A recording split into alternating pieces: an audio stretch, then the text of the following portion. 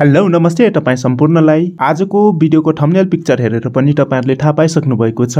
प्रतिनिधि सभा तथा प्रदेश सभामा पहिलो हुने निर्वाचित हुने निर्वाचनमा मतगणना प्रगति विवरण निर्वाचन आयोगको वेबसाइटबाट तपाईहरुले विजयी अग्रस्थान यो ताजा परिणामहरु निर्वाचन आयोगको वेबसाइट मार्फत तपाईहरुले यो प्रदेशको र प्रतिनिधि सभाको आफ्नै मोबाइलबाट हेर्न सक्नुहुन्छ। यहाँ सबै दिएको छ। अब देशैभरि गणना हुने क्रम जारी छ र यहाँनेर यो सिग्नल दिएको छ, उले माथि दिएको छ। यो हल्का चाहिँ यो खैरो खैरो रङको चाहिँ यो विजय भएको र हल्का चाहिँ नीलो रङको चाहिँ यो चाहिँ अग्रस्थान भनेर यहाँ संकेत दिएको छ। प्रतिनिधि सभामा चाहिँ कांग्रेस एक ठाउँ विजय भइसकेको छ, 3 ठाउँ अग्रस्थान छ। यसरी दलगत हिसाबले हेर्न सकिन्छ। राष्ट्रिय स्वतन्त्र पार्टीको विजयमा चाहिँ 0 छ, अब चाहिँ अग्रस्थान 3 ठाउँ भनेर यसरी दिएको छ। र यहाँ चाहिँ प्रतिनिधि सभामा कति हुन्छ भन्ने छ। यहाँ चाहिँ 165 अनि विजयी यहाँ यसरी हेर्न सक्नुहुन्छ। यो कसरी खोल्ने, तपाईहरुले मोबाइलबाट आफ्नै मोबाइलबाट कसरी खोल्ने र ताजा अपडेट कसरी हेर्ने भनेर तपाईहरुलाई एकदम सजिलो छ। तपाईहरुले आफ्नो मोबाइलमा रहेको जुनसुकै फोन बोक्नु भए पनि अहिले क्रोम सबै फोनमा हुन्छ, चाहे आइफोन बोक्नुस् चाहे एन्ड्रोइड फोन बोक्नुस्, यहाँनेर क्रोम छ। र यो क्रोममा गइसकेपछि एउटा एड्रेस बारमा एउटा एड्रेस हाल्नु पर्छ। यसमा चाहिँ result.election election.gov.np टाइप गर्नु होला। र यसमा चाहिँ टाइप गरिसकेपछि तपाईको किबोर्डमा कस्तो छ इन्टर अथवा यहाँ गुड कस्तो सिग्नल छ त्यो गर्नु होला। त्यो गर्ने बित्तिकै खुल्छ हैन। यहाँनेर चाहिँ पहिलो हुने निर्वाचित हुने निर्वाचनमा मतगणना आधारमा दलगत स्थिति भनेर छ र तपाईहरुले क्षेत्रगत विवरणहरु पनि यहाँबाट हेर्न सक्नुहुन्छ। तर यसमा चाहिँ के अपडेट गरेको छैन, मैले खोलेर हेरेको थिएँ, खासै अपडेट गरेको देखिन्न, पछि गर्छ होला। अनि यसमा चाहिँ हेर्न सक्नुहुन्छ यो प्रतिनिधि सभाको माथि दिएको छ, प्रतिनिधि सभाको माथि दिएको छ यसमा। त्यसपछि तल यस्तै सार्दै जानुस्। अनि त्यसपछि यहाँ प्रदेश 1 मा छ हैन, कति छ भनेर पनि 56 वटामा छ। त्यसपछि मध्य प्रदेश भनेको छ। अनि अझै तल सार्दै जानुस्। यो सबै प्रदेशको बागमती प्रदेशका आयो, गण्डकी प्रदेश, लुम्बिनी प्रदेश, कर्णाली प्रदेश अनि सुदूरपश्चिम प्रदेश भनिया छ। यो चाहिँ तपाईहरुले प्रदेशगत र प्रतिनिधि सभाको हेर्न सक्नुहुन्छ। यहाँनेर एउटा क्षेत्रगत विवरण भन्ने छ, यसमा पनि क्लिक गरेर तपाईहरुले हेर्न सक्नुहुन्छ। यहाँनेर एउटा दिएको छ, यसमा चाहिँ तपाईहरुले क्लिक गरेर हेर्न सक्नुहुन्छ। म क्लिक गरेर यसरी टच गरे। यहाँनेर चाहिँ पहिलो हुने निर्वाचित हुने निर्वाचन भन्छ। यहाँ चाहिँ के अप्सनहरु दिएको छ, तपाईको क्षेत्र अनुसार तपाईले हेर्न चाहेको क्षेत्रको छानेर हेर्न सक्नुहुन्छ।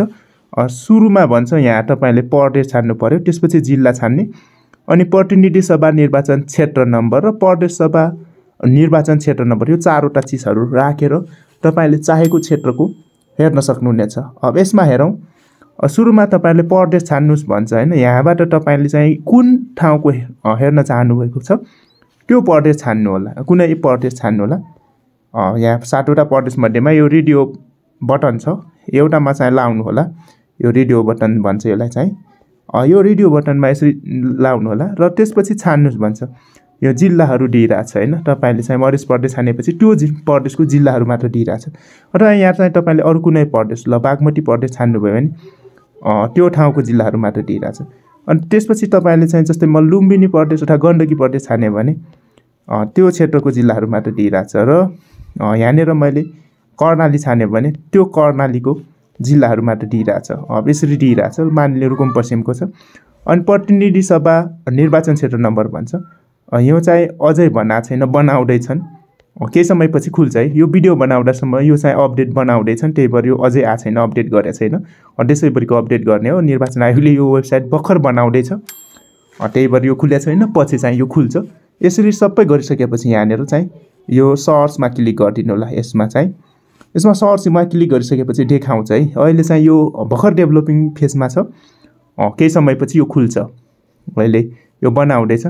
त्यसपछि तपाईको 74 सालको के छ भनेर पनि हेर्न सक्नुहुन्छ। त्यसको लागि यो माथिको यो 3 वटा लाइनहरु दिएको छ, त्यसमा टच गरिदिनु होला। यसमा टच गरिदिनु होला। यसमा टच गरिसकेपछि तपाईहरुले चाहिँ 79 सालको हेर्नुहुन्छ भने यो प्लसमा क्लिक गरेर हेर्न सक्नुहुन्छ।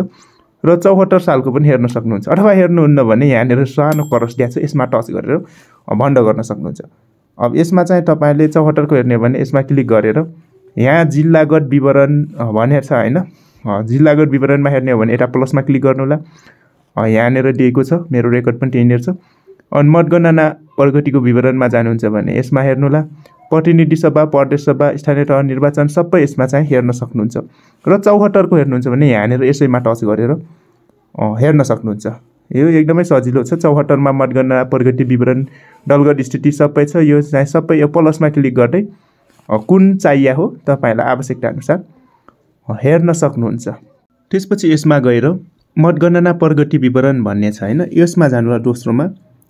त्यहाँ गइसकेपछि यहाँ चाहिँ दुईवटा छ। अब तपाईको प्रतिनिधिको अघि हेरिसक्यौ, पहिलो हुने निर्वाचित हुने भन्ने छ। अनि यो चाहिँ समानुपातिकमा तल्लो यसमा क्लिक गरिदिनु होला। यसमा क्लिक गरिसकेपछि समानुपातिक निर्वाचनमा मतगणनाको आधारमा दलगत स्थिति भनेर सबै यसरी हेर्न सक्नुहुन्छ। यो प्रदेशहरुमा पनि छ, अरुमा चाहिँ यो प्रदेश 1 र मध्य प्रदेशमा गणना भएको छैन। जुन प्रदेशमा यो मतगणना भइराछ यसमा चाहिँ अपडेट भइराछ। नभएको ठाउँमा, गणना नभएको ठाउँमा खाली छ र भएको चाहिँ यहाँ चाहिँ बागमती प्रदेशको देखियो र माथिको चाहिँ प्रतिनिधि सभाको, अरुको चाहिँ अझै अपडेट भएको छैन। यो पछि अपडेट भएपछि यहाँबाट यसरी पनि हेर्न सक्नुहुन्छ। त्यसपछि यसलाई ब्याक जानु छ भने अब यसमा आउनु होला। फेरि यहाँ चाहिँ जिल्लागत हेर्ने हो कि प्रदेश, स्थानीय तह निर्वाचन सबै छ। जिल्लागत हेर्ने हो भने समानुपातिक पहिलो सबै यसरी हेर्न सक्नुहुन्छ। यो डिटेल चाहिँ यहाँ आइसकेपछि तपाईलाई जुनसुकै विवरण हेर्न चाहनुहुन्छ त्यही विवरण हेर्नु होला। आजको छोटो भिडियोबाट म पनि बिदा हुन्छु। यदि यो च्यानलमा तपाईहरु नयाँ हुनुहुन्छ भने कृपया च्यानललाई सब्स्क्राइब गरिदिनु होला र यो भिडियो तपाईहरुले फेसबुक पेज अन्तर्गत हेर्दै हुनुहुन्छ भने कृपया यो पेजलाई फलो गरिदिनु होला, हामीलाई सपोर्ट गरिदिनु होला।